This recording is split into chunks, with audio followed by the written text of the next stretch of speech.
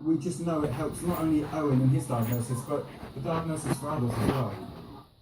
And away from the fancy dress, Owen's seizures can be frightening for him. I don't remember even seeing it beforehand, but I can sort of remember moments of sort of my family trying to bring me out of it. It was, it's quite scary when I look back on it. Also, one of the main ones here is video seizure. So, but there's not much looking back for this 16-year-old whose fundraising has helped the charity Young Epilepsy build an app for others with the condition. I don't really take all the fame, but you know, it's good to see that the work I've done has brought people to be more aware of it, and they're now raising money for much needed cause.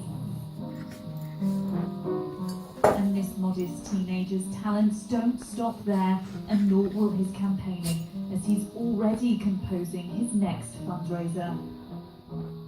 Frankie McCamley in Surrey for BBC South East Today.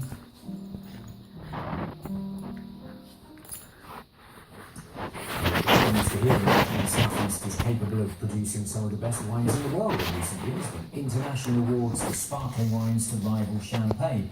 But the latest research into possible effects of climate change and warming go along with the possible benefits of high temperatures come bigger issues including cold snaps, sharp frosts and torrential rainfall, of course. Our environment correspondent, Ian Hester, is at the Volney Wine Estate near Haywards Heath for us this evening. Yvette. Well, this is a Pinot Noir vineyard, one of those varieties that's so in vogue at the moment. And you may notice something a little unusual about it, and that's because these vines will usually grow along here, and the fruit will happen down here somewhere. But these ones here are being trained much higher, and the fruit will happen around here. And that's to better protect these precious buds from any frost that might be developing on the ground.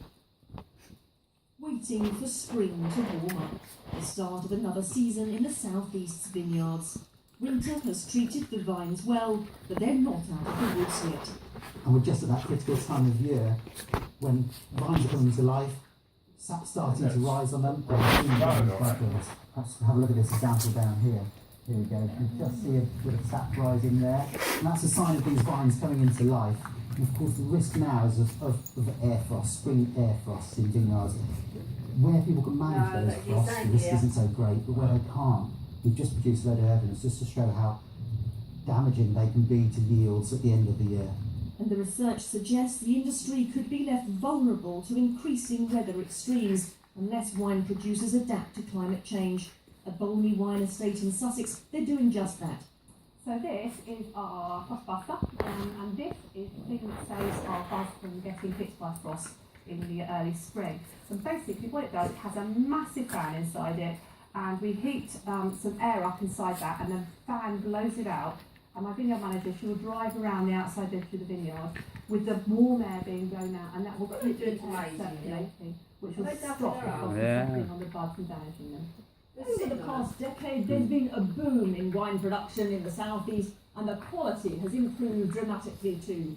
These varieties, Pinot Noir and Chardonnay, which go together to form that much-loved sparkling wine like champagne. But these varieties are also much more susceptible to the weather's ups and downs.